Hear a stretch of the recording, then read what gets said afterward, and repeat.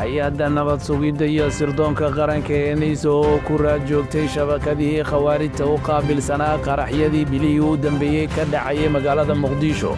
ayaa ku guulaysatay inay gebi ahaanba soo afjarto laabtana galka xubnihii ay ka koobnaayeen dhagarqabayaashaas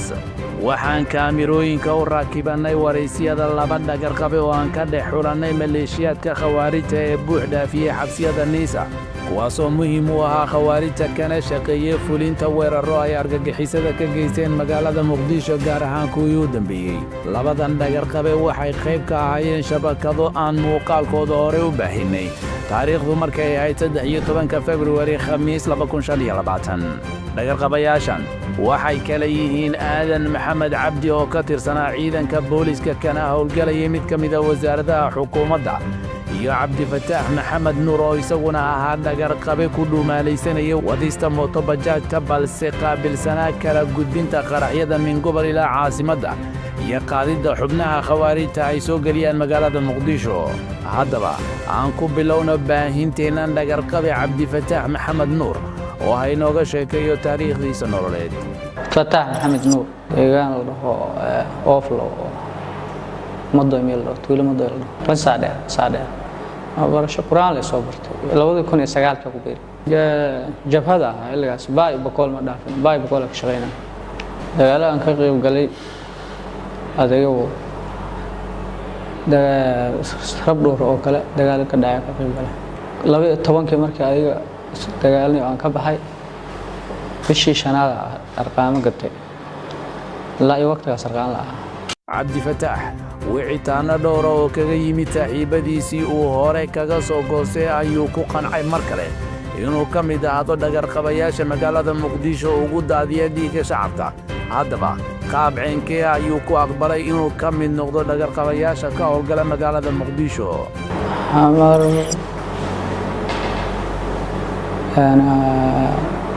laba sano amal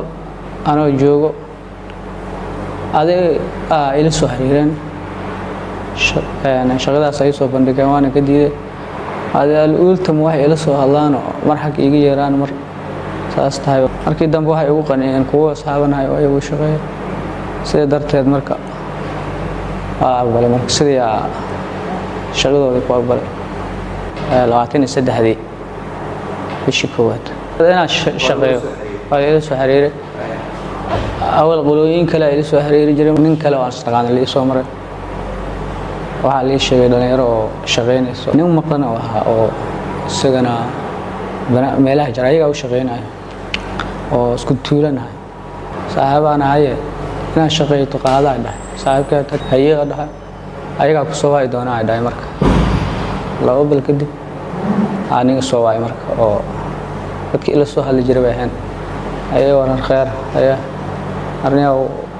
insha Allah way saadaan laga bilaabo shaqeynayna wax buu iyo akhri warjoogayaasha qaraxyada u qaabilsan khawaarijta waxay cabdifataax u arkeen inuu xubin firfircoon oo howlo muhiim ah u qabta noqon karo waxay u soo iibiyeen mootobajaaj uu ku furiyo danaha khawaarijta kagana dhunto gacanta NISA kadibna wuxuu bilaabay sahaaminta iyo kala gudbinta qaraxyada iyo maleeshiyaadka firxadka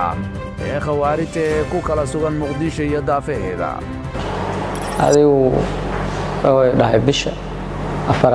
afaraad mooto ku gadayna baawar ma wadi kartaa ma baawar ma ka saara sidii mootadii soo waayay lacagtii la helay lambar lacag ku sheego ma helaysaa oo dhahay ana koon haya dhahay koon ma fardo marka lambar sheego dhaay dad akoon la raadiyay marka nin isku deegaana ganacsi ah oo wadanka ka maqan nin deegaankiina lacagta tuuray lacagta lagu soo sheegay marka meeshii mootooyinka lagu gadaya tagay siya mootadaas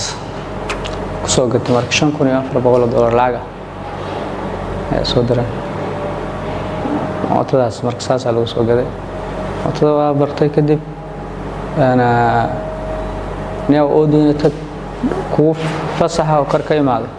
meesha ka soo qaad ee shigay kuwan hiiraan iyo galguduud meelaas ka imaado marka oo deeni meelaas gawaarida kaga daga anoo iska shaqaysanaayo waxaa la yidhahay marka lacag laguma siinaayo mootadan wax alaalo wixii lacag ay ku hesho adaa leh $30 $20 samayso sintikan laguma siinaayo mootadan ku shaqayso ada bishiiba aan 2 jeer 3 jeer dad noo qaataa laga yaabaa oo fasax ah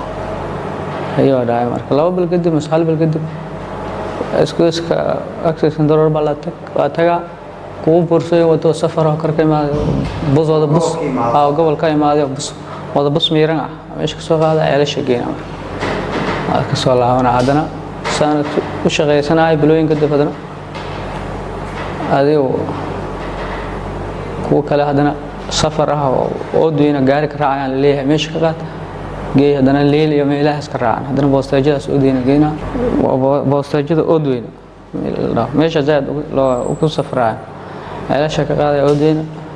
kuwa kale hadana safar ka imaanay saas ay ahayd marka dhowr goobood oo ay ka dhaceen qaraxyo culus oo ay ku dhamaadeen dad shacab ah ayuu kaalin mugle ka qaatay dhagar qabahan aynoo sharaxo kaalintii uu ku lahaa qaraxii ka dhacay maqaayadda iskool bulisiya oo ay qayb ka wada ahaayeen shabakadii hore oo ay ka mid ahaayeen xuseen iyo cabdixamiid iyo goobo kale oo ay khawaarijta ku amreen inuu ka sameeyo sahamin una gudbiyo xogaha shakhsiyaadka goobahaas ku ganacsada iyo kuwa ka adeegtayntuba arrintii u dambeysay oo aan sameeyay waxay ahayd marka mar dhow intaa la soo qaban bil amal ka hor ah wiilal ka soo qaaday 2 ah ceelashiya u maleynay dhankaas oo doonaya meelihii ay ka safri jireen naga socdaan markaas lambar 4 marka marayna dhahan midig noola midig Allah dhanka iskuus mid kale marka 2 ahaayeen mid marka inta mar dhahay marka imaanay idinka dhankaas ma socotaan miya dhanka leenahay dhahan iskool bulisiya xaggeeda ay soo leexiyay markii kaalmaha shidaalka marka dhanka noo leexiyay dhanka midgeed iskool bulisiya soo leexday marka waxa ay iga digeen isbitaalkan oo Gardameer inta la gaarin Georgia dhahay marka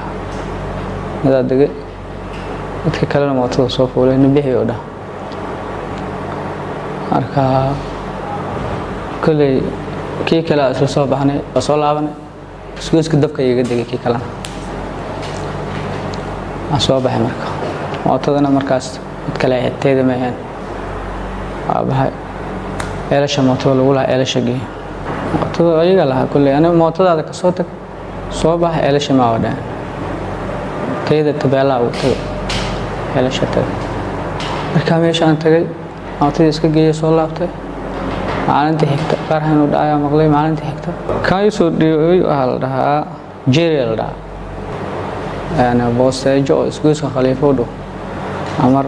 leeyahay meeshaas xaaladda soo arag ciidan ay joog ogaa la dhahaa marka tagay isgoyska istaaga la dhahaa meesha waa tagay dhahaa meesha askarta ma tagtay ayaa isgoyska istaaga marka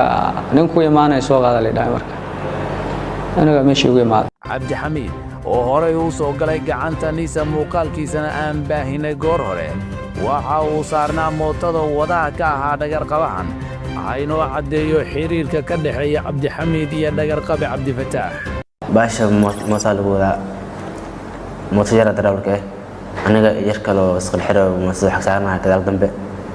alaabta oo jaakada wuxuu soo jirtaa mootada bagaashida ku soo jirtaa aadan maxamed cabdi waa konton iyo dhowr jir ka tirsanaa ciidanka booliska sidoo kalena ka shaqaynayay mid ka mid ah wasaaradaha xukuumadda federaalka Soomaaliya waxa uu qiyaamay qarankii uu ku hoos noolaa mushaarkana ka qaadanayay oo waxa uu qaatay go'aanka ah la shaqaynta khawaarijta marka hore waa kuma aadan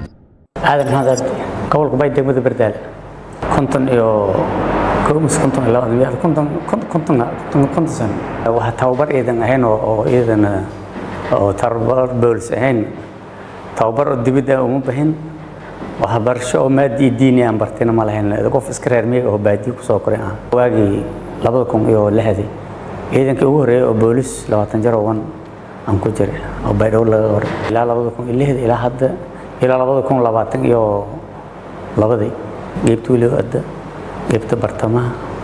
intaas oo badnaa hodan iyo howlwadaag ilaa waa beri geebta bartamaha iyo geebta guud talaska kumaanda bilis waa kasoo shaqeeyay kabacdi shaqadii ugu dambeysay daraawishta ugu wareegay markii Amazon ka guureysay xarada la yiraahdo Stadium Muqdisho Amazon markii banaanaysay idinka ugu horeeyay oo boolis la geeyay aan ku jiray khawaarijta shabaab waxay hayeen xogta aadan oo uu dusiyay dhagarqabe Xuseen Cabdinuur oo gacantiisa ku jira xiriir ay la soo sameeyeen kadib waxay ku qanciyeen inuu la shaqeeyo qaybtooda qaraxyada Muqdisho soona gudbiyo macluumaad wixii ay uga baahdaan sidoo kalena uu fududeeyo dhaqdhaqaaqa Xuseen Cabdinuur haddii ay qabtaan ciidanka nabadgelyada isagoo isticmaalaya waayo-aragnimadiisa ka mid ahaanshiyaha ciidanka qaranka kadibna waxaa lagu xiriiriyey dhagarqabahaas al-shabaab beeritaanka meel horta iga joogan ma tagin laakiin xiriir telefoon waan dhamaray 2024 dhamaadkeed caadi markay wicitaankan ugu bilaabay oo xalleena ayaan leeyo nala shaqeyn rabnaa in artayda saas tahay saas adeeg meelii aan ka soo shaqeeyay halada iga warbixiyay wali waxa u maleynaa qof u tayahay oo qof aan yaqaan oo u warbixiyay amal ay la hadlay inaad adeeg booliska sabiib aan la ka soo tagtay shabeelada hoos hadda markuu sugan tahay saacada ka warayna haddana joogtaa leeyo waxaan rabnaa inaad ardayda waxyaalaha aan ku dirsan warbixin rabad naga soo wada shaqeynayaan masaas u dhahay saddex bilood marka waa isfahmi lahayn waa ka diiday kadib wuxuu dhahay lamba kugu soo hore wasaaradda kula joogo adigoo kalsooni daro ku haysa waa ku jeeday marka linkaas ku soo dara marka linkaasi markay ku yimaado oo maalintii si ku baahdo amal noo raaco arday asaasiya way ku dhahay markay ugu soo yaraan arkay linka marka arkay aniga wax fajahay oo waxaan dhahay linkii wasaaradda ku arki jiray aqoon kale saaxiibnimo wada shaqeyn walayn laakiin waji ahaan waa u garanay qof shaqaalaha wasaaradda inuu yahay markaan aragnay sabab adiga hayo linkaas asaasi u dhahay halda saas way ugu dhagarqabe aadan ma aha nin wax qora ama akhriya laakiin hawlaha saamaynta ay u dirsadaan khawaarijta waxaa ka kaabi jiray oo dhanka qoraalka iyo bartilmaameedyada ka caawin jiray Xuseen ay nooga sheekeeyo goobo ay isla sahamiyeen labadooda saddex meel waxa la weydiiyay meel oo isku marinay marka aad joogto dhankan degmada Kaaran marka la aado maqaayad degmada Kaaran ka soo horjeedkeeda oo galab aan tagnay meesha markaan tagnay dad odayaal oo masaajidka salaada asar ku soo tukaday iska shaahay marka boorku meesha ku qoran isiga kulay cid waxay tilmaanay waxa ku weydiiyaan marana isaga u soo darsadeen aniga waa la tagay kadib markay Hussein isaga mooto ay imaaday markay meesha ka laabanay isaga banaadir number 4 soo dhahay meeshii aan ka raayay ugu diji marka Hussein ka tagnay soo waay marka waxa ku soo arday meeshii u dhahay loo waxaan dad toban qof gaareen oo odayaal u badan oo shaahi ku cabay sariic oo shacabaan magaalada ku aragnay dhawaqa waxa eedan Israa'iil waxa sami joogan wasaas oo dhahay ma eedan kuma arkan Xuseen oo isaguna ku jira gacanta niisa muuqaalkiisana aan horay u baahinay waxa uu cadeynayaa in khawaarijta ay ku amreen inuu raaco aadan maadaama uusan waxba qorin sidoo kalena akhrinin email waxa jirto qof inuu u diray wixii ku qoran garan waayo oo dhahay israac oo neeyo magaca ku qoran la ila soo fiiri oo i dhahay way jirtay isagana dhagarqabe aadan maxamed cabdi waxa uu isku diray dawladdii uu shaqaynayay shacabkiisa iyo allahba waxa uu daadinta dhiigga shacabka ku beddeshay sandareerto aan badnayn aynooga warramo muxuu dhaqaale ah oo ka faa'iidi jiray khawaarijta markuu u fuliyo hawlahooda xog gudbinta ah waxa mashaaq dalka aan ku heshiinay laakiin afar biyaaj laga soo tago afar biyaaj oo ka kale oo bil aan ku heshiinay malayn laakiin afar biyaaj mar boqol ah iyo saddex biyaaj oo korisay ma 9 afartaas ka badan ay soo tago haddaba niis oo isticmaalaysa awoodeeda sirdoon waxay u gudubtay ka hortagga abuurista shabakad waliba oo isku dayda u adeegidda khawaarijta kadib markii ay magaalada Muqdisho ka siifaysay halista shabakadii ugu muhiimsanaa khawaarijta ee caasimadda ka geysan jiray weerarada qaraxyada iyadoo isticmaalaysa saraakiil ciidan oo u tababaran xuraanka iyo la socodka dhaqdhaqaaqa shabakadka khawaarijta kaashanaysana shacabka Soomaaliyeed niisa waxa halku dhigo ah xasuuqa cadowga iyo xasiloonida dalka